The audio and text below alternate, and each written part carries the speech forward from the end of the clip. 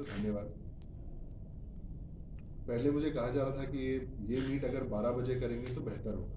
अब तकलीफ ये थी कि मैं लखनऊ से यहाँ आ रहा हूँ, लखनऊ से एक ही फ्लाइट चलती है जो यहाँ दोपहर को पहुँचती है। तो I really want to appreciate आप लोग इस टाइम पे आए हैं, धन्यवाद। दो तीन विषयों पे बात करना चाहूँगा। Just introduction first. तो ई गेमिंग फेडरेशन जो है, पूरा नाम बताइए। अनुराग सक्सेना मैं ई गेमिंग फेडरेशन का CEO। तो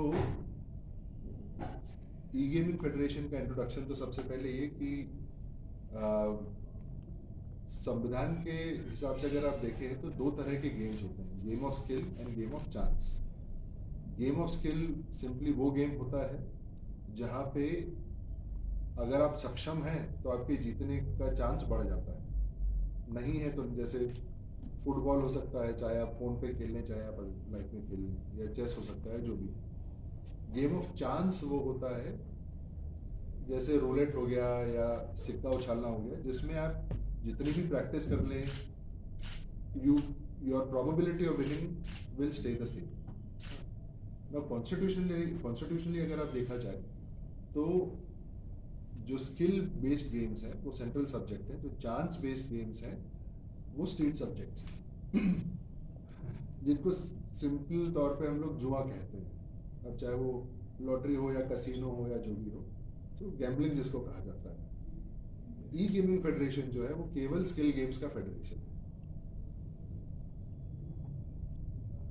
और फेडरेशन देश में भी और है, दुनिया में भी और है, बट जहाँ तक ई गेमिंग फेडरेशन की बात है, हम केवल देसी कंपनियों को रिप्रेजेंट करते हैं और स्किल गेम्स को रिप्रेजेंट करते हैं। तो हम फॉरेन कंपनीज नहीं है हमारे फेडरेशन में।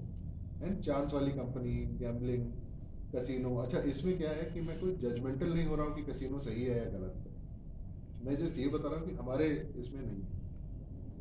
हाँ, कई बार अच्छा ई गेमिंग फेडरेशन का फोकस ये है कि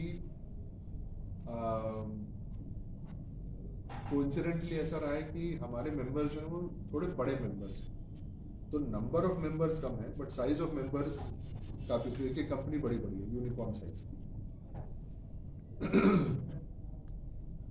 कंपनियों का अगर आप बैकग्राउंड देखें तो कोई IIT से कोई है कि उसने शुरू की है, कोई फॉरेन में, मतलब सारी इंडियंस ही हैं, तब कोई फॉरेन की यूनिवर्सिटी से कोई पढ़ के वापस आया उसने चालू कर दिया, ऐसे ऐसे काफ़ी इंटरेस्टिंग बैकग्राउंड है, ठीक है। और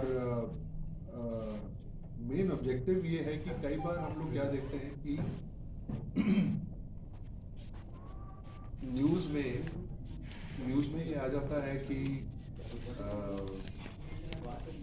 कि ऑनलाइन गेम खेल के युवा पैसा हार गया। आप इन्वेस्टिगेट करने जाते हो तो फिर समझ आते कह रहे ये तो गेम खेल के नहीं आ रहा है, ये तो जुआ खेल के आ रहा है।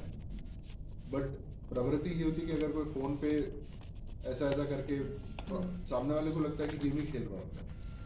तो हमको ये लगता है कि अच्छा, इसमें दूसरा एंगल ये भी है कि कौन से गेम स्किल के गेम हैं और कौन से गेम चांस के गेम हैं, ये एस्टैब्लिश किया जाता है न्यायालय के through, high court, supreme court वगैरह।